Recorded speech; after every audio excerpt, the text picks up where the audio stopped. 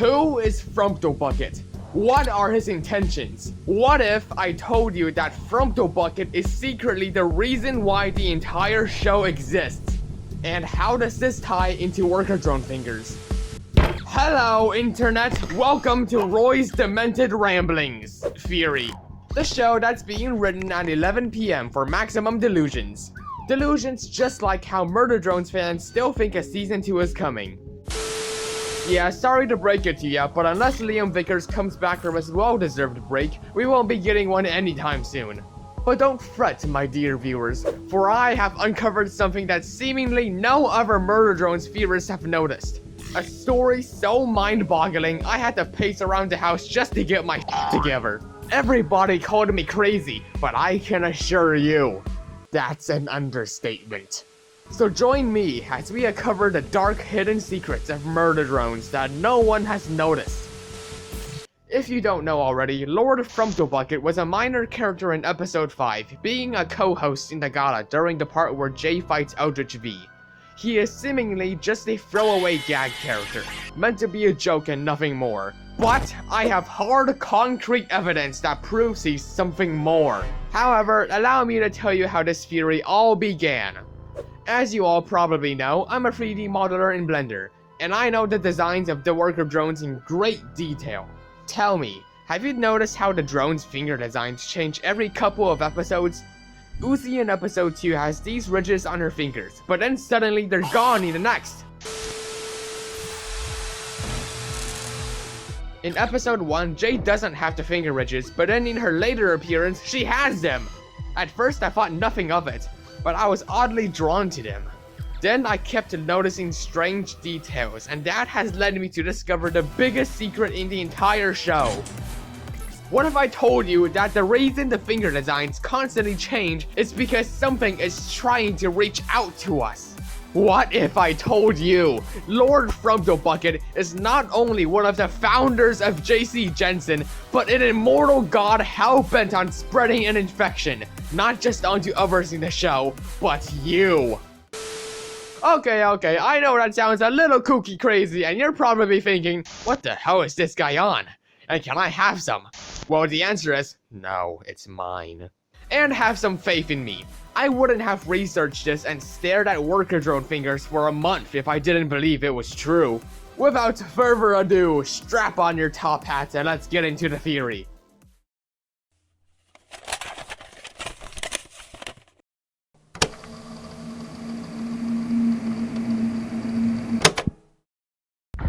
Part 1, the fingers. God damn it, I need to hydrate. What if I... So let's get into the details of these fingers. I have gone through each and every single episode, and I found where each finger design change happens. Must hydrate. We can see that Uzi keeps the ridged fingers in episode 1 and 2, but suddenly changes in episode 3. It then proceeds to stay like that for 5 whole episodes before finally going back to having ridges in episode 8. V and J both don't have the ridges in the pilot, but V suddenly changes to have them in episode 3, but goes back to smooth fingers in episode 4? She then stays with the ridged fingers for the rest of the show, while J has smooth fingers in episode 1 before going to having the ridged fingers for the rest of the series. And for some odd reason, N is incredibly consistent, having the ridged fingers for the entire show, even back when he was just a worker drone. N's a good goober, he wouldn't be involved in anything bad, so we can excuse him. What the actual hell could be the cause of this? Wow, I've dug through each episode and I know exactly who is behind this. The drones never acknowledge the fact that their finger designs change from smooth to having ridges, so that must mean that this is something only us viewers can see. Someone is trying to reach out to us, and it's not the absolute solver. Instead, it's...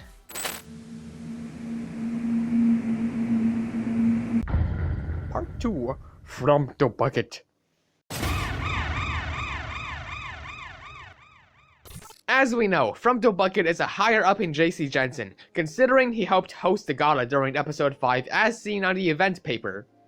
But I believe that not only is he a higher up, but one of the founders for JC Jensen itself. My proof? Listen to the way he speaks. Crikey, what an abounding hunger for What a bounding hump to ruffle! He sounds incredibly old-fashioned, right? That must mean that he's been around for a long time, so he would have been a part of JC Jensen and helped in the creation of the worker drones. I'll get into that part later. But this theory presents some issues. How could he possibly have been one of the original founders when JC Jensen was founded likely decades ago? Humans had colonized at least 5 exoplanets in an unknown pre-timeline before the year 3000. And JC Jensen in space was only founded before that. Who knows how long that could have been in the past? The year 3002 is when Camp 28.7 was founded. Looking at the current world and doing one quick Google search, humans are expected to begin colonizing Mars at around the 2030s or 2050s. So it's probably safe to say that it's the same in murder drones.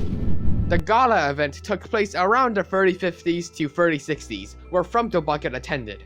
Let's say that Frumptlebucket was born in around the 2010s, where he would later become one of the founders for JC Jensen.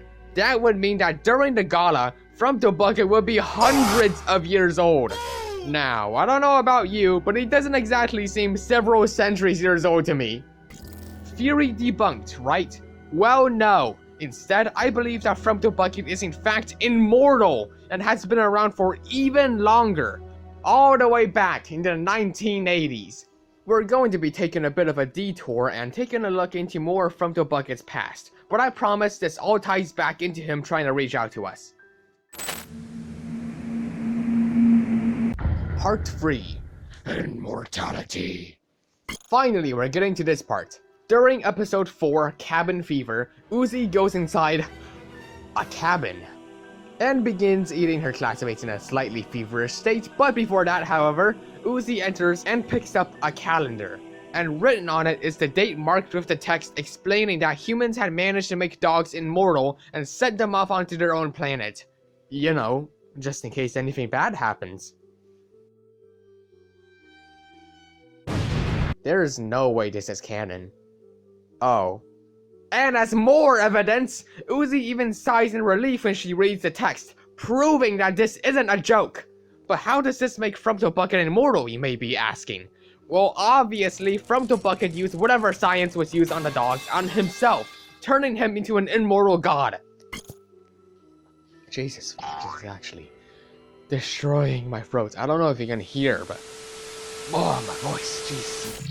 You know, fun fact, during the writing of this part in the script, I was having some serious trouble with connecting the dots. How could I convince others and get more eyes on Frumptlebucket? I mean, using doggo immortality signs on yourself, that sounds utterly foolish. The theory was nearly shoved away and I was at a dead end. Dead end? Then at my lowest point, I remembered a call I had. Organized. So, while modeling the fingers for the worker drone way back when, I was always confused about why the finger designs kept changing between episodes. This is in episode 2 and this is in episode 4. The fingers keep changing and I can't figure out why. So, I dug a little bit deeper and I figured out that Frumptlebucket is half god, half human because he took the science that made these dogs immortal and turned himself into a god. So then, yeah, he has a broken wrist here that is definitely not human, so he is in fact a god of some kind.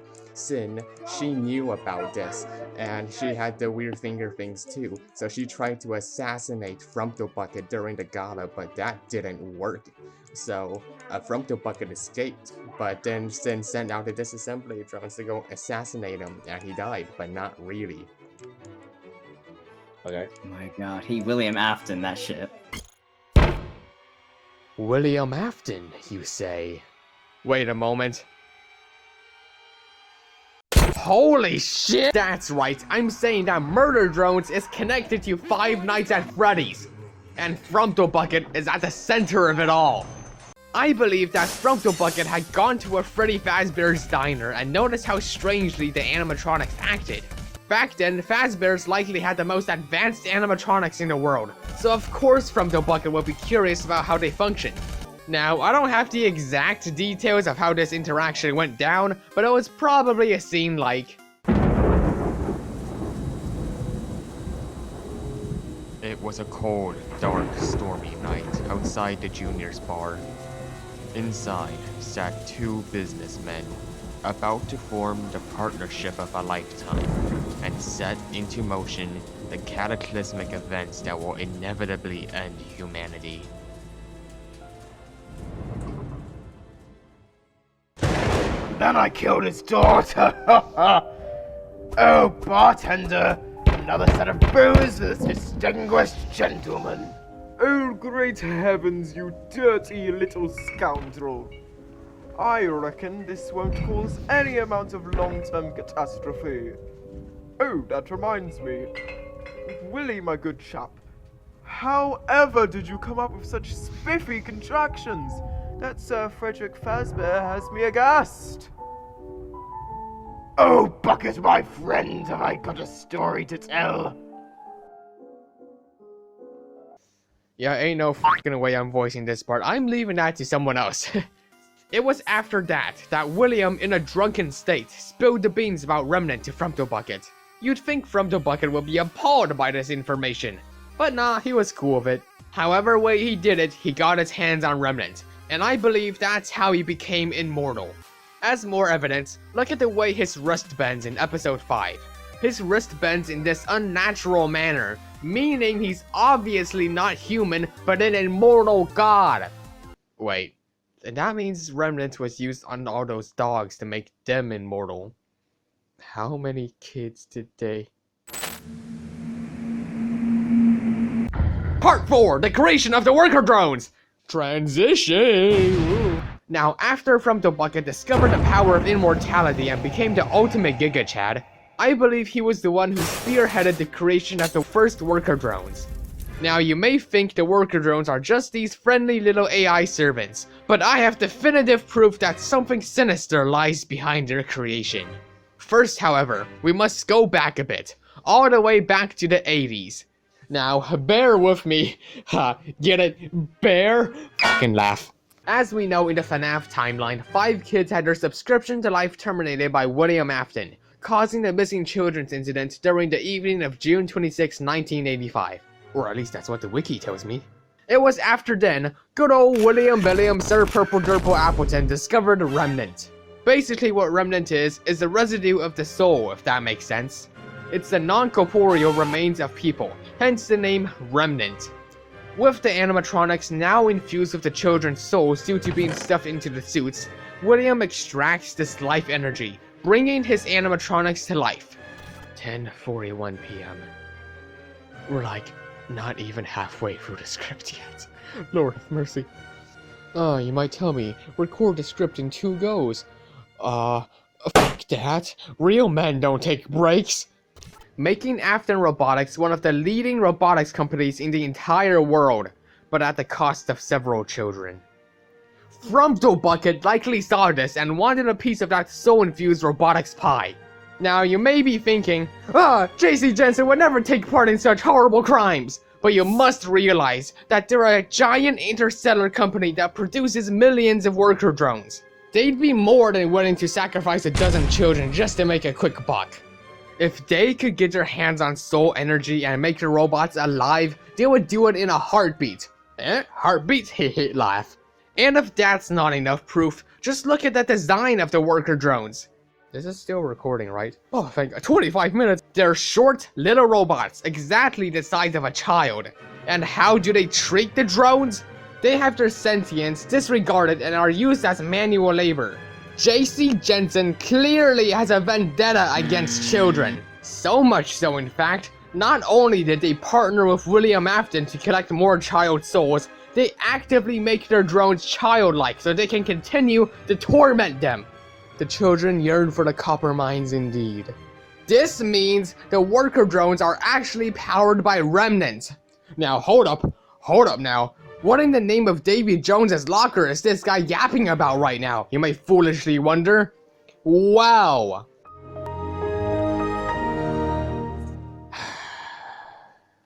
I think the sleep deprivation is catching up to me, huh? In the FNAF graphic novel trilogy, Remnant's infused liquid metal is shown to look like a black, shiny liquid and can be directly injected into anything.